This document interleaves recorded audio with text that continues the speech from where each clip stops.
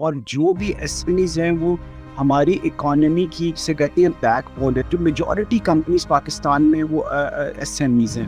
دیکھیں پاکستان کا جو بیسک ایشو ہے وہ ٹریڈ ڈیفیسٹ کا ہے, اور ٹریڈ ڈیفیسٹ ہمارا تبھی ختم ہوگا جب ہم امپورٹ سبسٹیوشن کی طرف جائیں گے. ضرورت اس چیز کی ہے کہ ہم جو ورک فورس پاکستان سے باہر ایکسپورٹ کر رہے ہیں اس کو ہم ٹرین کر کے کریں, اور ہم یہ سمجھتے ہیں کہ آگے جو وے فارورڈ ہے وہ ای کامرس ہے. نہ صرف اوورسیز پاکستانیز ہیں, اس میں انٹرنیشنل کمپنیز ہیں. They are looking for opportunity. They realise Pakistan has one of the biggest opportunity.